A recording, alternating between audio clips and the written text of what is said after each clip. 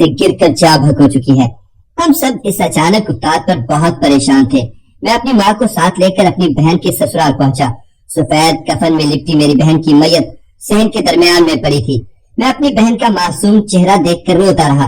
پھر جنازہ اٹھا لیا گیا۔ بہن کو قبر میں اتارنے کے لیے جب میں آگے بڑھا تو میں نے دیکھا کہ میرا نام ظفر محمود ہے، میرا تعلق عارف گجرانوالہ شہر سے ہے۔ میں نے اپنی پوری زندگی سے ایک سبق سیکھا ہے، جانتے ہیں وہ کیا ہے؟ وہ یہ ہے کہ غربت سے بڑی بیماری، غربت سے بڑا بوجھ اور غربت سے بڑی آزمائش کوئی نہیں ہے۔ میں اس لیے غربت کو اتنی اچھی طرح سے جان اور پہچان گیا ہوں کیونکہ میں نے غربت میں آنکھ کھولی اور غربت میں ہی پل بڑھ کر جوان ہوا۔ مگر یقین جانیے کہ جوانی کی دہلیز پر قدم رکھنے تک اور پھر اس کے بعد تک بھی میں غربت کو آزمائش نہیں سمجھتا تھا۔ میں اللہ کی تقسیم پر راضی تھا۔ میں نکما انسان نہیں تھا۔ میں ظفر محمود 5 بہنوں کا اکلوتا اور بڑا بھائی تھا، اور اوپر سے قسمت کی ستم ظریفی دیکھیے کہ میرا ساتھ دینے کو غربت کے سوا اور کوئی بھی نہیں تھا۔ باپ بھی اس دنیا سے رخصت ہو چکا تھا، اور اس مہنگائی کے دور میں مجھے 5 بہنوں کو بیاہ کر رخصت کرنا تھا۔ یہ جو کہانی آپ کو میں سنانے جا رہا ہوں، ویسے تو یہ ہمارے معاشرے کی کہانی ہے، مگر یہ میری دوسرے نمبر کی بہن رضیہ کی کہانی ہے۔ میں نے رضیہ سے 2 سال بڑی اپنی بہن شمائلہ کی شادی کر دی تھی۔ وہ اپنے گھر میں ہنسی خوشی آباد تھی۔ اپنے بساط بھر میں نے اسے جہیز بھی دیا تھا۔ اس کے بعد میں نے رضیہ کی شادی بھی کر دی تھی، لیکن سچ کہوں تو میں بس بہنوں کو رخصت ہی کر سکتا تھا، انہیں ٹرک بھر بھر کے جہیز نہیں دے سکتا تھا، کیونکہ اتنی میری بساط ہی نہیں تھی، میری جیب اجازت ہی نہیں دیتی تھی۔ خیر، میں نے اپنی بہن رضیہ کو بھی بیاہ کر رخصت کر دیا تھا، اور ابھی رضیہ کی شادی کو صرف 6 ماہ گزرے تھے کہ جب ایک روز ایک ہولناک خبر مجھے سننے کو ملی۔ ہوا کچھ یوں کہ اس دن میری طبیعت کچھ ٹھیک نہیں تھی، اس لیے میں اپنے کام سے جلد ہی واپس لوٹ آیا تھا۔ سردی کے دن تھے، میں نے دھوپ میں چارپائی بچھائی اور آرام کرنے کی غرض سے لیٹ گیا۔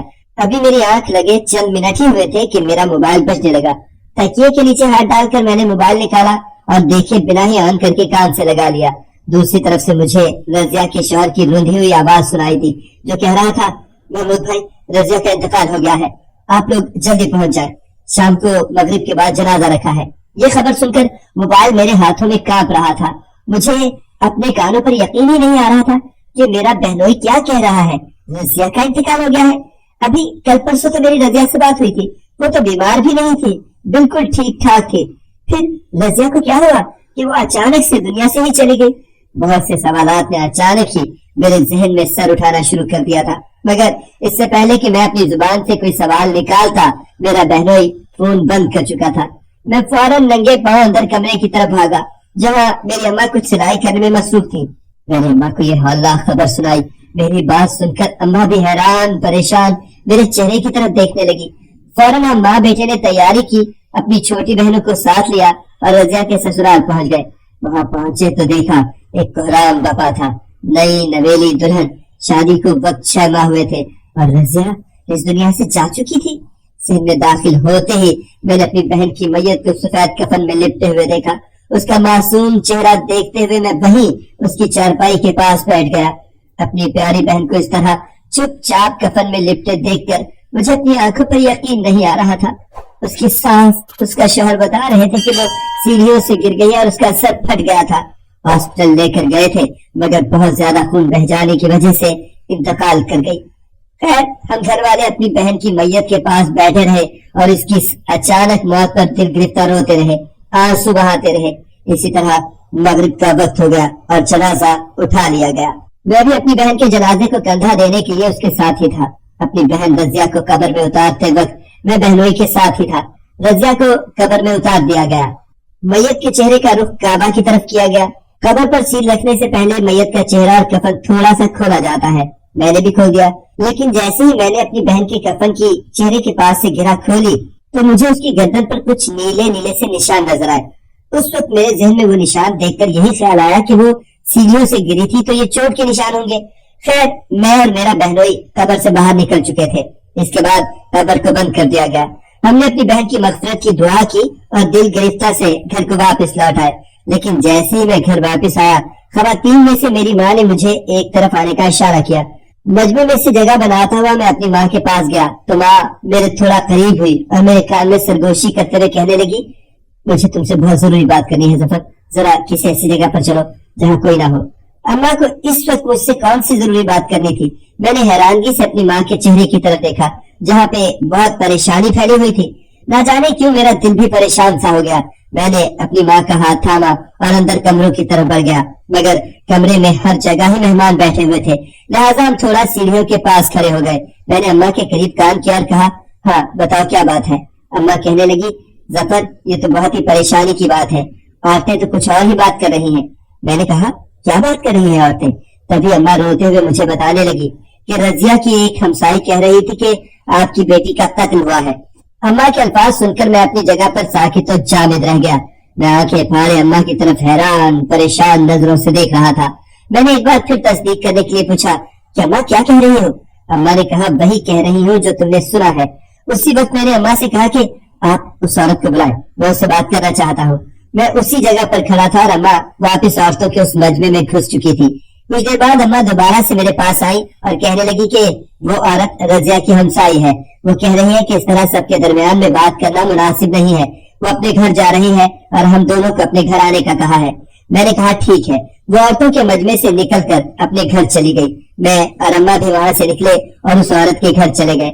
वहां जाने के बाद उस औरत ने जो बातें हमें बताई, उसे सुनकर हम दोनों माँ बेटा अपना दिल पकड़ कर बैठ गए। हमें यकीन नहीं आ रहा था कि मेरी बहन इतना सब कुछ अकेले सहती रही और उसने हमें खबर भी नहीं होने दी। उस औरत का कहना था कि पहले दिन से ही रजिया के ससुराल वाले उससे लड़ाई झगड़ा और मारपीट तक करते थे। वजह क्या थी? वजह ये थी कि रजिया अपने जहेज से उन लोगों का घर नहीं भर सकी थी और इसी वजह से आए दिन रजिया को ताने देते थे, ये लड़ाई झगड़े करते थे और बात बढ़ते बढ़ते अक्सर हाथापाई तक चली जाती थी। वो औरत हमें बता रही थी कि रजिया अक्सर उसके पास रोया करती थी और ये कहती थी कि उसकी सास उसे फ्रिज और टीवी जहेज में ना लाने का ताना देती है और उसे आए रोज इस बात का तकाजा करती है कि अपने भाई के पास जाओ और इन चीजों के पैसे लेकर आओ। मगर रजिया ने मुझे कभी भी इस बात की भिनक तक नहीं लगने दी थी कि उसके ससुराल वाले उसे कम जहेज लाने के ताने दे रहे हैं या ये बात उसका घर उजड़ने का बायस बन रही है।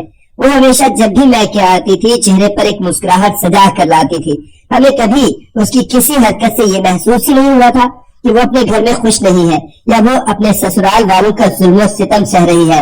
और तो और उस औरत ने बताया कि आज भी रजिया छत पर कपड़े फैला रही थी जब रजिया की सास और नंदे ऊपर धूप में बैठी थी। उस औरत का कहना था कि वो भी छत पर बैठी थी, दीवार के साथ दीवार है इसलिए बातें एक दूसरे को सुनाई देती हैं। उसने बताया कि रजिया जब कपड़े फैला रही थी तो रजिया के सास ने उसे एक ताना दिया और कहने लगी कि अगर तू जहेज में कपड़े धोने की मशीन ले आती तो तुम्हें इतनी सर्दी में हाथ से कपड़े ना धोने पड़ते। रजिया ने बड़े तहम्मुल से ये बात सुनी और उन्हें कहने लगी कि अम्मा आपकी बात तो ठीक है, मगर मेरे भाई ने मेरी बाकी बहनों को भी ब्याहना है, उसमें इतनी सकत नहीं है कि वो हमें इतनी बड़ी बड़ी मशीनरी दे। और रही बात हाथ से कपड़े धोने की, तो मैं और मेरा शौहर ही तो है, हम दोनों के कपड़े मैं हाथ से धो लेती हूँ। मैं काम चोर नहीं हूँ, इससे मुझे ये काम बिल्कुल भी वजनी महसूस नहीं होता। इतनी बात कहने की देर थी कि रजिया की सास और नंदे चारपाई से उठ खड़ी हुई और उन्होंने रजिया से लड़ना झगड़ना शुरू कर दिया, ये कहते हुए कि रजिया ने उन्हें काम चोर होने का ताना दिया है। रजिया की नंद आगे बढ़ी और जोर से दो हथौड़ उसके सीने पर मारे। रजिया जो कि छत के किनारे के करीब ही खड़ी थी, कपड़े फैला रही थी, वो इस झटके से संभल नहीं पाई और पीछे की तरफ गिरी। छोटी सी दीवार का बना किनारा रजिया को छत से नीचे गिरने से बचा नहीं पाया और वो सीढ़ियों से नहीं बल्कि हकीकत ये है कि वो छत से नीचे गिरी है। मैं ये सारी हकीकत सुनकर हक्का बक्का रह गया। मेरा खून खौल रहा था, मेरा बस नहीं चल रहा था कि मैं अभी जाऊं और अपने बहनोई का गला दबा दूं। मैं गुस्से से तन तन करता हुआ अपनी जगह से उठ खड़ा हुआ तो अम्मा ने मेरा हाथ पकड़ा, कहने लगी, देख सफर पुत्र, ये जोश से नहीं होश से काम लेने का मौका है, हम खुद कुछ भी नहीं करेंगे, चलो पुलिस में रिपोर्ट दर्ज करवाते हैं। उसी वक्त हम दोनों माँ बेटा अपनी बहन रजिया के घर वापस जाने के बजाय थाने चले गए। थाने जाकर मैंने पूरी बात पुलिस अफसर की गोशगुजार कर दी। पूरी बात सुनने के बाद पुलिस ने कहा कि जैसा कि आपने बताया कि अब तो तदफीन भी हो चुकी है, तो अब हम एक तो इर्द गिर्द मौजूद लोगों के बयान लेंगे और दूसरा कब्र कुशाई की इजाजत लेने के बाद हम कब्र खोदेंगे और लाश का पोस्टमार्टम होगा, तभी हकीकत का पता चल सकेगा। रिपोर्ट हमने दर्ज करवा दी थी। इसके बाद हम दोनों माँ बेटा रजिया के ससुराल वापस आए। मैंने अपनी बहनों को साथ लिया और हमने अपने घर की राह ली।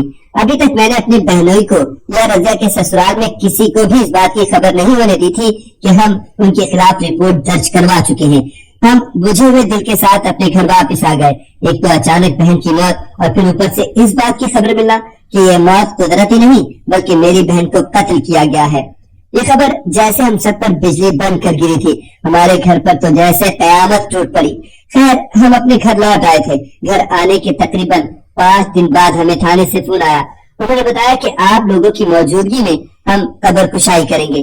कब्र कुशाई करने की इजाजत मिल गई है। मैं और अम्मा पुलिस अफसर के साथ रजिया की कब्र पर पहुंचे। उन्होंने रजिया के शौहर को भी खबर कर दी थी। वो ये सब मामला देखकर बेहद हैरान था और बार बार हमारी तरफ सवालिया निगाहों से देख रहा था और बेहद हैरत से इस्तफसार कर रहा था कि ये सब क्या चल रहा है जफर भाई। हैरत है कि आप लोगों को मुझ पर शक है। मैंने बहुत इत्मीनान से रजिया के शौहर के कंधे पर हाथ रखा और कहा कि भाई शक ही तो है, मैं रजिया का भाई हूँ और मुझे इस बात का पूरा हक है कि जिस बात पर मुझे शक है मैं उसकी तहकीक करवा लूँ। मेरी ये बात सुनकर रजिया का शौहर खामोश हो गया। पुलिस ने हम सब की मौजूदगी में कब्र कुशाई की और रजिया की लाश को निकाल लिया गया। उसका पोस्टमार्टम हुआ। पुलिस ने हमें इस बात से आगाह किया कि वो इस पोस्टमार्टम की रिपोर्ट चंद दिन में आ जाएगी। जैसी ही रिपोर्ट आएगी वो हमें इत्तला कर देंगे। फिर तकरीबन 6 या 7 दिन ही गुजरे थे जब हमें थाने बुलाया गया। मैं और अम्मा दोनों धड़कते दिल के साथ थाने पहुंचे तो पुलिस ने हमें एक दिल दहला देने वाली खबर सुनाई। उनका कहना था कि रजिया की पोस्टमार्टम रिपोर्ट के मुताबिक उसकी मौत एक बार ही सर पर गहरी चोट से हुई है और पुलिस का ये भी कहना था कि सर में उस चोट के अलावा भी रजिया के जिस्म पर जा बजा जख्मों के निशान थे, जिसका मतलब साफ और वाज़ेह अल्फाज में ये था कि रजिया पर तशद्दुद किया जाता था। इसके बाद पुलिस ने रजिया के मोहल्ले में उसके इर्द गिर्द हमसायों से भी बयान लिए तो सबके बयान के मुताबिक वाकई रजिया के घर से हमेशा लड़ाई झगड़े की आवाज आती थी और तमाम मोहल्लेदार इस बात के गवाह थे कि रजिया पर तशद्दुद किया जाता था। कई बार उसने इस बात का जिक्र हम मोहल्ले में अपनी सहेलियों से भी किया था। इन तमाम बयानात और पोस्टमार्टम की रिपोर्ट के नताज आने के बाद पुलिस ने रजिया के शौहर फारूक अहमद को गिरफ्तार कर लिया था। ये केस अदालत में 2 साल तक चलता रहा। मैं एक गरीब शख्स था। यह अदालत कोर्ट कचहरी के चक्कर मेरे बस की बात नहीं थी, मगर इसके बावजूद मुश्किल से ही सही मगर मैंने इस केस को भुगताया, क्योंकि जब भी मैं रजिया को याद करता तो मेरे दिल में एक कसक सी उठती थी। ये सोचकर कि मेरी बहन का कसूर क्या था। कम जहेज के लालच में उसके ससुराल वाले कितने सख्त दिल और जालिम बन गए कि एक जीती जागती लड़की को हमेशा की नींद सुला दिया। 2 साल तक अदालत में केस चलने के बाद आखिरकार मेरी मासूम और बेगुनाह बहन को इंसाफ मिल गया था। फारूक और उसकी माँ को अदालत की तरफ से सजा मिल गई थी। वो दोनों अब एक लंबे अरसे के लिए जेल की सलाखों के पीछे चले गए थे। आज इस वाक़े को गुजरे 5 साल हो चुके हैं। मैंने अपनी बाकी छोटी बहनों की शादी भी कर दी है। मैं खुद भी अब शादीशुदा हूँ, मगर आज भी जैसे ही मुझे तन्हाई मिलती है रजिया फौरन से मेरी आंखों के सामने आ जाती है और उसकी याद मेरी आंखें नम कर देती है। मुझे हमेशा इस बात का दुख रहेगा कि मेरी बहन खामोशी से वो जुल्म सितम बर्दाश्त करती रही। उसने कभी भी घर आकर मुझे इस बारे में कुछ भी नहीं बताया कि उसके ससुराल वाले उससे मजीद जहेज की या पैसों की डिमांड कर रहे हैं, क्योंकि वो जानती थी कि उसका भाई गरीब है। उसने अपनी बाकी बहनों की जिम्मेदारी भी अदा करनी है, इसीलिए वो अपने ससुराल वालों से मार खाती रही मगर अपने भाई का साथ दे रही थी और भाई का साथ देते देते वो कब्र में जा सोई। नाज़रीन, मजीद इस तरह की सबक आमूज़ कहानी और वाक़यात सुनने के लिए हमारी वीडियो को लाइक करें और शेयर करें और हमारे चैनल को सब्सक्राइब करना मत भूलिएगा।